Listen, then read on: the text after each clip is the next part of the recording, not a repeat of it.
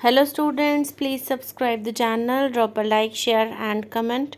This is exercise number 19 of the Progressive Monthly Magazine, March 2023 on the speed of 90 words per minute. Start. We have decided to embark on a massive mission to provide LPG connection in the name of women members of poor households.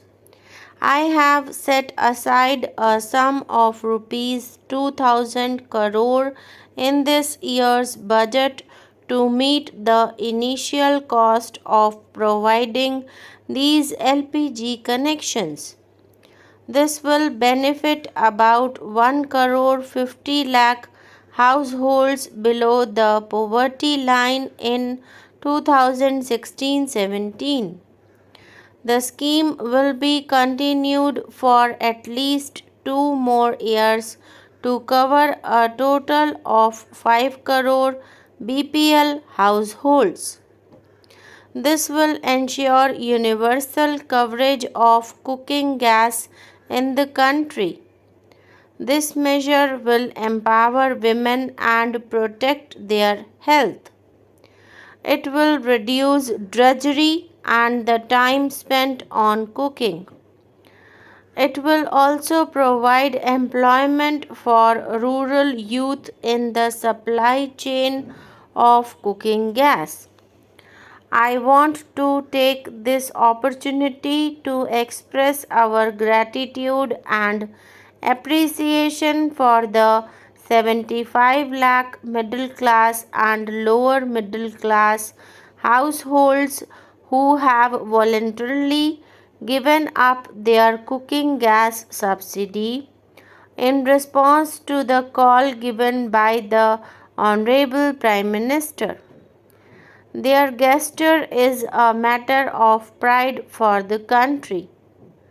Catastrophic health events are the single most important cause of unforeseen out of pocket expenditure, which pushes lakhs of households below the poverty line every year.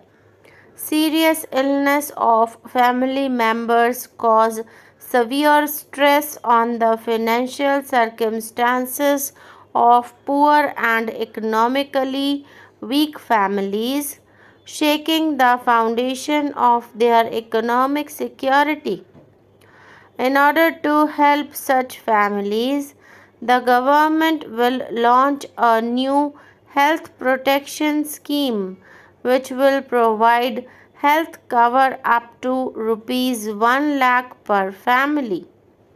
For senior citizens of age 60 years and above belonging to this category, an additional top-up package up to rupees 30,000 will be provided.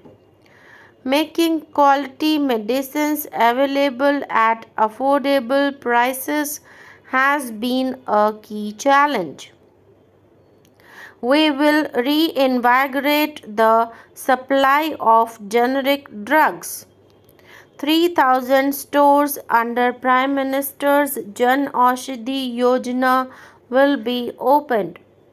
About 2.2 lakh new patients of end-stage renal disease get added in India every year, resulting in additional demand for 3.4 crore dialysis sessions.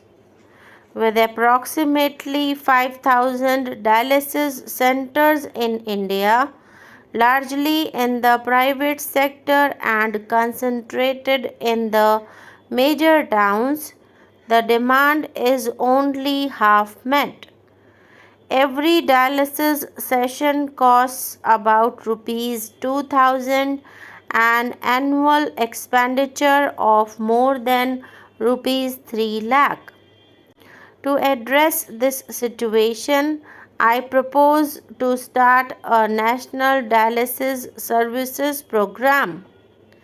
Funds will be made available through PPP mode under the National Health Mission to provide dialysis services in all district hospitals. To reduce the cost, I propose to exempt certain parts of dialysis equipment from basic customs duty, etc. Scheduled caste and scheduled tribe entrepreneurs are beginning to show great promise in starting and running successful business enterprises. The Prime Minister had given a call for promoting entrepreneurship among SC/ST to become job providers rather than job seekers.